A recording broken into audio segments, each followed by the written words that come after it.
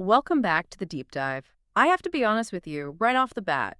Today's source material, it kept me up last night. Oh, I believe it. Usually we're looking at, market trends or maybe a biography of some historical figure, but today we are unpacking a story that it feels less like a business case study and a whole lot more like the season finale of Succession. That's a perfect comparison. Except you have to imagine Succession without the private jets and the skyscrapers. Exactly, and with a Uh, whole lot more duct tape and a used Toyota Corolla. it really does hit that specific nerve. Yeah. Has all the elements of a high-stakes drama betrayal, gaslighting, corporate theft.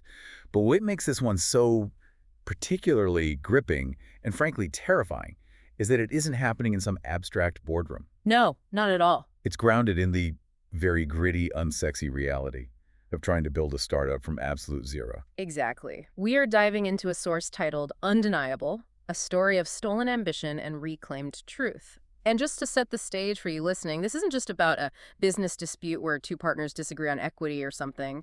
No, this is much deeper. This is about a founder named Chris. He's 29 years old, trying to build a logistics tech company the hard way. And the antagonist in this story, it isn't a rival CEO. It isn't Amazon trying to crush him. No, and that's the tragedy that just anchors this whole narrative, isn't it? The antagonist forces here are his own family, specifically his father, Mark, and his sister, Morgan. It's the ultimate nightmare scenario. We're going to explore how they didn't just fail to support him, but actually conspired to steal his life's work. And steal is the right word. Oh yeah, I don't use the word steal lightly here. We are talking about a full-blown, premeditated heist. And our mission today, I think, is really to analyze the mechanics of what you might call stolen valor in the business world. We want to look at the difference between the flashy version of entrepreneurship, The Instagram version. the Instagram version, the pitch deck version, versus the gritty reality of actually. As we'll see in Steel 1, We are definitely going to get into the CSI, unpacking the specific evidence that turned this from a messy family he said, she said situation right. into a clear-cut case of corporate fraud. Because, spoiler alert, there is a smoking gun in this story that involves code, metadata, and even typos, and it is absolutely wild. It is. But I think the hook here, the thing we really want you to keep in mind as we go through this, is the psychological toll. It's about realizing that your support system is actually your competition. And ultimately, how Chris turned a $400,000 betrayal into the foundation for becoming, as the title says, undeniable. So let's rewind. Let's go to the before, because Yeah. to understand the theft and why it matters so much, you have to understand what was actually stolen. And it wasn't just a PowerPoint slide or a cool logo. Right. Context is absolute king here. Chris is building a logistics technology startup, but I need to stop you right there if you're listening. Okay. If you're picturing a sleek Silicon Valley office with beanbag chairs, ping pong tables, kombucha on tap, you need to erase that image immediately. That is not this story. Yeah, the source material is very, very specific about this. It says this was not the Silicon Valley fantasy. There were no pitch decks or champagne demo days in the beginning. Not at all. Chris is building this thing on a battered laptop that is literally held together by silver duct tape. That detail about the duct tape is so telling, isn't it? It just speaks to a total scarcity of resources, but a surplus of determination. Absolutely. He's working out of cafes, co-working spaces when he can afford a day pass, and often his car. And speaking of the car, we have to talk about the prototype, because this might be my favorite part of the early days. Me too. He's not running complex simulations in the cloud initially. The prototype for this tech company is a used Toyota Corolla. It's amazing. He is the tech. It's the classic Wizard of Oz method. Yeah. Behind the curtain, there's no fancy algorithm. It's just one guy driving a Corolla. And his vision was basically Uber for same-day local delivery. The goal was to cut out these overpriced middlemen and give small businesses like bakeries, local flower shops, hardware stores, a fighting chance against giants like Amazon who can deliver in 2 hours. Which is a massive undertaking. Yeah. I mean, the logistics of that are a complete nightmare. A total nightmare. And to prove it works, Chris isn't sitting in a room coding theoretical routes. He is physically doing the driving. He is the algorithm. He is the delivery network. He's testing the early versions with 2 small bakeries, interviewing the shop owners, getting that crucial feedback. And the source mentions he's rewriting code at 2 in the morning, sitting inside that same car. Unbelievable. That's the sweat equity we always talk about. And this is a really crucial point for you to understand. Chris wasn't just dreaming up a cool idea. He was executing the unglamorous last-mile logistics manually. Right. He knew where the potholes were, literally and figuratively. He knew which loading docks were locked after noon. He knew that the bakery boxes got soggy if you didn't have a certain type of ventilation in the trunk. Yes. That's the stuff you can't learn from a textbook. He knew why the bakeries were frustrated because he was standing in their kitchens, smelling the yeast, seeing the panic during the lunch rush. Exactly.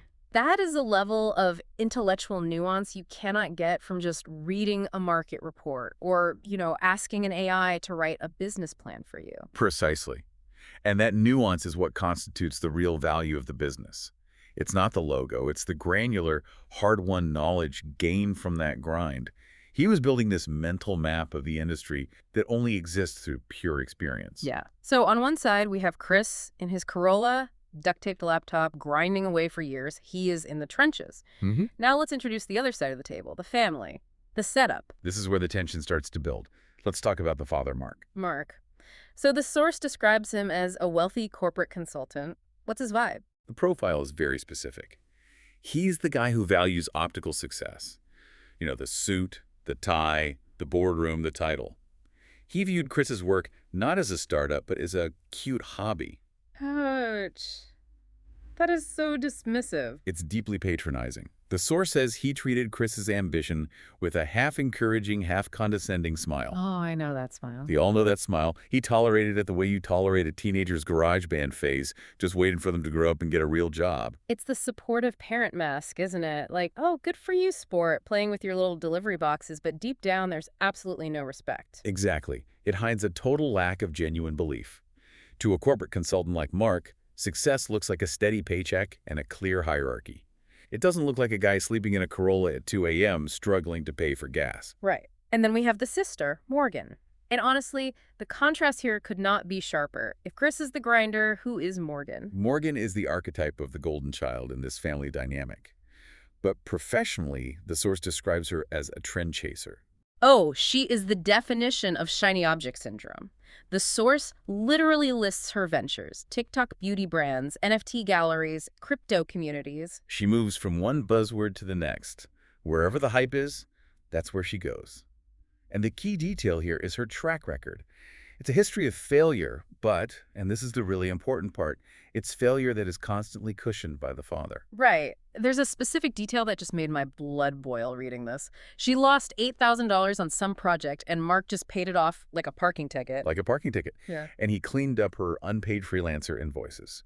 So you have this dynamic where Chris is out there strictly on his own merits, facing the harsh winds of the market. If he fails, he doesn't eat. Meanwhile, Morgan is essentially a tourist in the business world. A tour that's perfect. Yeah. She visits, she takes photos, she makes a mess, and then dad pays the bill and she goes home. It just sets up this incredible tension. You have the builder versus the tourist, and for a long time, these two worlds just run parallel. Chris is doing his thing, Morgan is doing hers, but then comes the turn, the big. 6 months into this specific push of the logistics company, Chris's prototype is finally available. The pitch deck is tight, he has actual traction, he has revenue, even if it's small, he's got something real. And Mark, the father, he sees this, he notices. He notices, and he drops a name. He mentions an old college friend named Glenn. And Glenn is a retired early Facebook investor, a heavy, heavy hitter. That is the holy grail for a founder like Chris. I mean, that's change your life money. That's legitimacy. It is. And Mark tells Chris that Glenn likes scrappy founders and real ideas. He says, send me your deck, I'll get it to him. And just imagine what that feels like for Chris. After years of the cute hobby comments, his dad is finally opening a door. He's finally validating him. It's the approval he's been craving his whole life. We all crave that from our parents deep down. Yeah. And Chris just throws himself into preparation. Of course he does. The source says he stays up all night refining slides, timing his sentences, literally rehearsing his breathing. This is presented as his shot. He's treating it with the reverence it deserves. He's not taking it for granted. He's checking every single pixel on those slides. No, he's preparing for a battle. He thinks he's going to war for his company. He doesn't have a clue that he's walking into a trap set by his own people. So let's go to section 3, the heist. Because this is where the movie really turns into a thriller. It's the morning of the meeting, Thursday, 11 a.m. Chris is there early, obviously. He's not going to be late for this. Of course not. Sweaty palms, clutching that duct tape laptop like a life raft. That image is just so evocative. It's his survival mechanism. It's everything. He's in the lobby. 10:15 a.m. He texts Mark, "I'm here." And silence. No response. 15 minutes go by. It's 10:30 a.m. He goes up to the receptionist. There is no meeting scheduled. Oh, that feeling, that pit in your stomach, dropping through the floor, the confusion. Did I get the day wrong? Is he late? What's happening? You'd run through a million possibilities. A million. And then, at 10:42 a.m., the text from Mark arrives. And this text message. If you want to understand the anatomy of betrayal, you have to look at the specific words used here. Okay, what does it say? Mark writes, and it starts so casually, "Hey, sorry?" Sorry, like he's 5 minutes late, not like he just blew up his son's entire future. Exactly, not, "I had something terrible to tell you, just sorry." And then he says, "Morgan met Glenn this morning. Morgan. Her presentation was strong. He loved the idea, just with a different angle. He wrote her a $400,000 check." 400 grand to the sister who was selling NFTs 2 weeks ago? I can't even. And then the justification, the line that just kills you, Mark adds, "She just seemed more ready." More ready. That phrase is just, it's brutal. It values the presentation over the years of actual work. Think about it. Yeah. Chris has done the coding, the driving, the late nights. Morgan didn't know the difference between a router and a server 2 weeks prior. But she seemed more ready. It's putting style over substance in the most aggressive, violent way possible. It's saying, your reality doesn't matter. Her performance is what matters. But I have to ask, how does Glenn, this big shot early Facebook investor, fall for this? Is he not doing any due diligence? That's a great question. And it highlights a massive flaw in the venture capital world, which is something called social proof. Glenn trusts Mark. They're old college buddies. So if Mark says, this is the founder, she's a genius, this is her idea, Glenn just assumes the vetting has already happened. It's an incestuous loop of trust. So he didn't dig into the tech. He didn't dig into the tech because he trusted the source. Mark basically leveraged his own credibility to launder Morgan's incompetence. That is terrifying. So Chris is just sitting in his car, staring at the steering wheel, realizing he wasn't just competing against the market. He was being used as the R&D department for the golden child. The unpaid R&D department. It's devastating. He realizes that all those questions Mark had been asking over the last few weeks, it wasn't fatherly interest. It was reconnaissance. It was pure reconnaissance. He was mining his own son for data to give to his daughter. But what happens next is almost worse. We move into Section 4, the gaslighting. Because you'd think maybe there would be some shame, some apology. Hey, son, sorry, it's just business. Nothing. Zero. Morgan takes a literal victory lap. She posts on Instagram. Of course she does. Of course. Clinking champagne glasses on a rooftop. The caption is, "Big things ahead." While her brother is sitting in a Toyota Corolla realizing his life's work has been hijacked. The cruelty is just staggering. Completely tone deaf. But it gets worse at the family dinner. Oh, the dinner. This scene is straight out of a play. It's weeks later, and Chris decides to go to a family dinner, which, honestly, kudos to him for even showing up. I don't know if I could have done that. He needed to confront the reality, I think. He needed to see it with his own eyes. Maybe he thought he misunderstood something. Right, there's that denial phase. And what he sees is Morgan pitching her pilot program to the extended family. But it's his program. It's his program, but she's dressed it up in a new outfit. She's using all these buzzwords like decentralized branding and influencer marketing. She took a logistics company, which is fundamentally about moving boxes from point A to point B, and she put a sparkly, meaningless filter on it. Exactly. She's pitching the sexy version that doesn't actually work without the grit he put in. But Mark, the father, is just beaming. He says to the whole table, "See, I told you she was ready." He is validating his own betrayal right to Chris's face, in front of everyone. And this is where Chris finally speaks up. He can't take it anymore. He asks, "What's it like stealing your brother's business and calling it an upgrade?" A fair question, a necessary question. A completely fair question. And the response from the family is the absolute definition of gaslighting. Morgan smirks. She calls him dramatic. Dramatic. That is such a weaponized word. It's designed to dismiss his legitimate grievance as an emotional overreaction. It frames him as the unstable one. And the mother, we haven't heard much from her yet. The mother's on her feet. She says, "Don't ruin dinner." Don't ruin dinner! Chris has just had his career stolen, his intellectual property hijacked by his own family. But his objection to it is the thing that's ruining the vibe. This is a really crucial analysis point. The pain here wasn't just the theft of the business. It was the realization that Chris was viewed as the problem for speaking the truth. He used the problem for making things uncomfortable. The family system was designed to protect the lie because the lie was prettier. The lie had champagne and a $400,000 check. The truth was messy and uncomfortable. And that is the moment he realizes he has to walk away. He can't win in that room. No, the game is completely rigged in that room. He's the designated problem. So he leaves, but the story doesn't end there. Because as we said at the top, this isn't just a he said, she said. There is evidence. So, Section 5, the forensic evidence. The smoking gun. This is where it gets good. Months go by. Chris is trying to move on, probably just licking his wounds. And then he gets an email. Out of the blue. Yeah. From a logistics company. And they email Chris thanking him for the introduction to Morgan's new platform. Which he never made, of course. He never made it.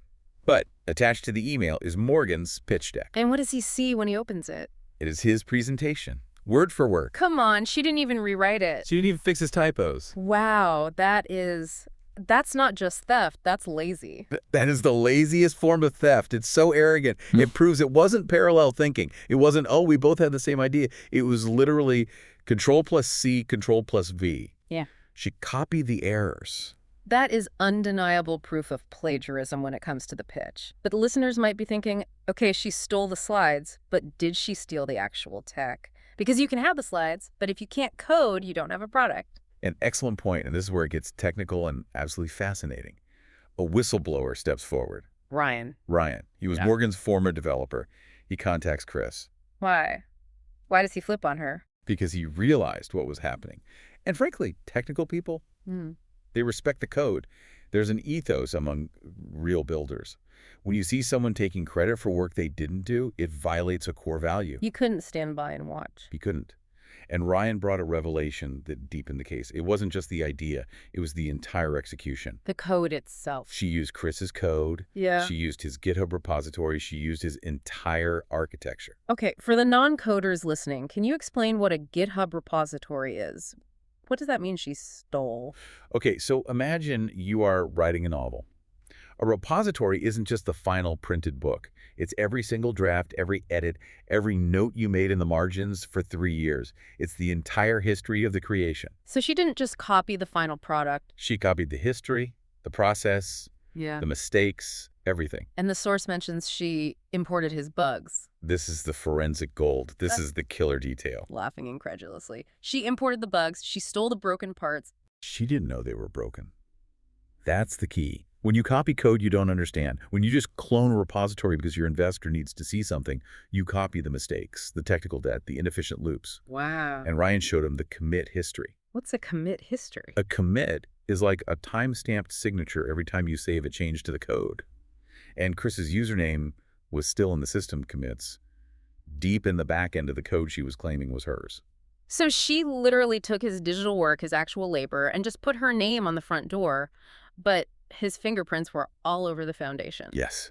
And this changes everything. This moves it from my sister is mean to this is actionable corporate fraud and intellectual property theft.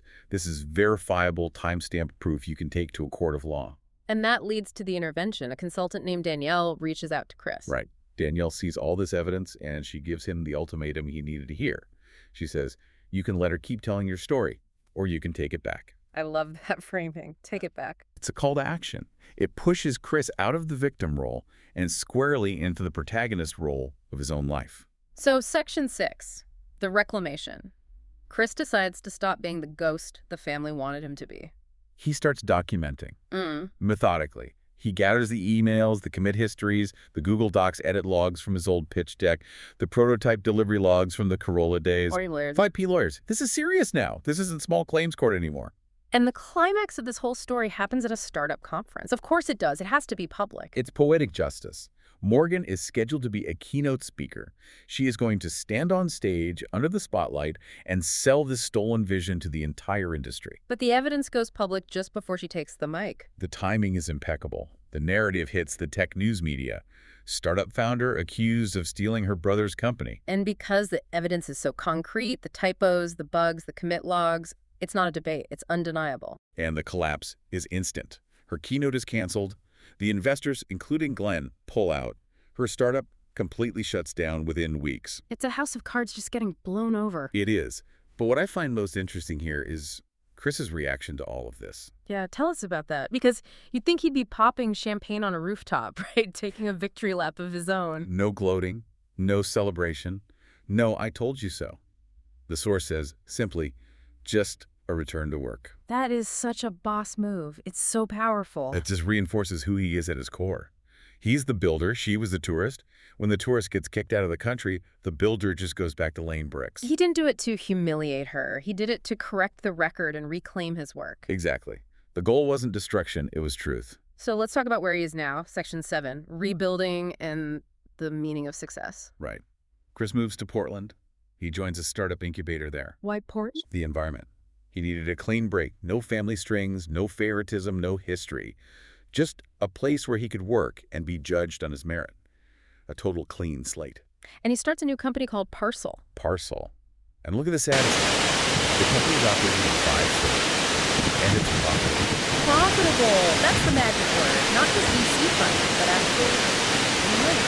And it has an ethical focus. He's paying drivers fairly. He's helping local shops thrive. He finally built the thing he set out to build in the first place. And who is on his team? This is my favorite part. This is great.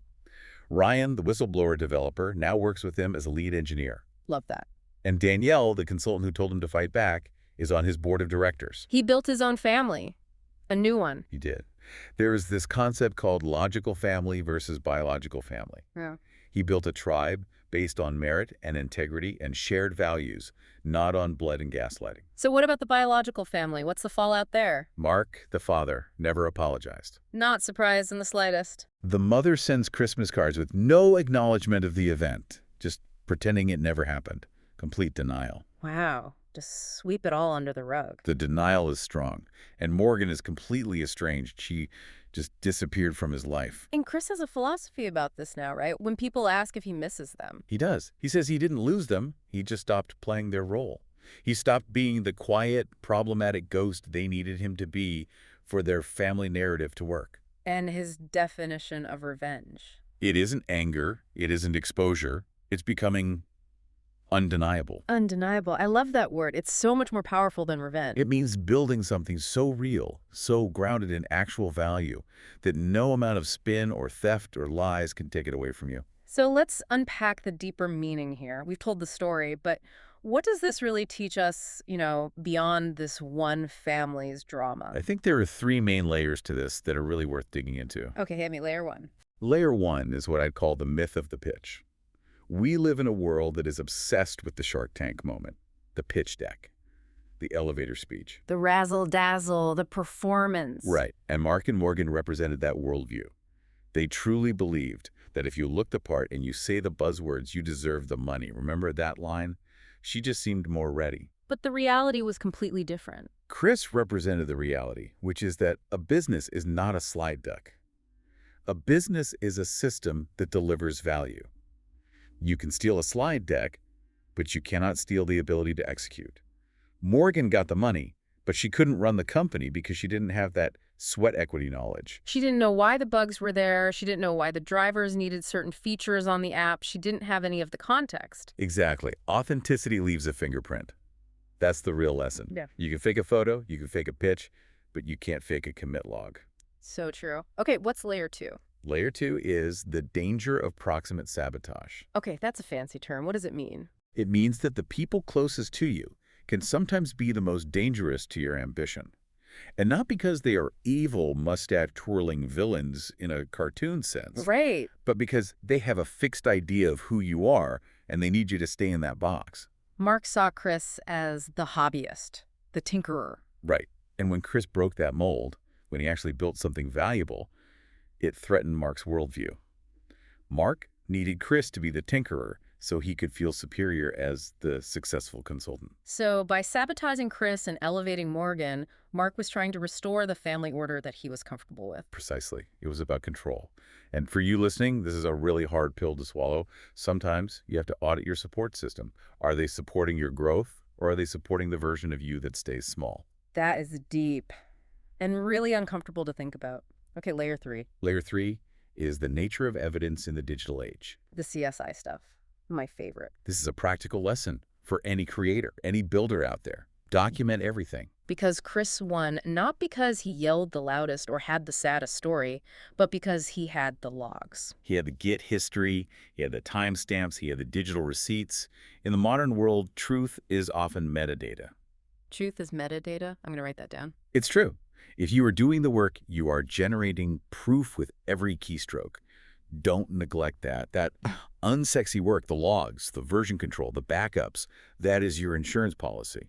Morgan could copy the surface, but she couldn't copy the history. I want to go back to that Toyota Corolla versus the Champagne rooftop contrast for a second, because I think a lot of people listening might feel like they are in the Corolla phase of their life or their career right now. Yes, Well, absolutely. they see people on LinkedIn or Instagram posting these massive wins, these funding announcements, and they feel like they are failing because they're the one duct taping their laptop together. That is the illusion Chris's story just shatters. The Corolla phase is the work. That isn't the before picture that you should be ashamed of. That is the forge. The forge. I like that. That is where the steel is tempered. If you skip the Corolla phase, if you get handed the check too early like Morgan did, you are fragile.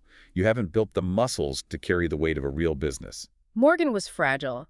As soon as the pressure hit, as soon as she was exposed, she just collapsed. Chris was anti-fragile. He took a massive blow, betrayal, theft, public humiliation, and he just kept building. Because he knew how to build. He wasn't dependent on his dad's validation or an investor's check. He was dependent on the code and the customer. It's incredibly empowering, really. It redefines what success looks like in the early stages. It's not about how it looks from the outside, it's about how it works on the inside. And it's about ownership. Not just legal ownership of the company, but psychological ownership of your journey.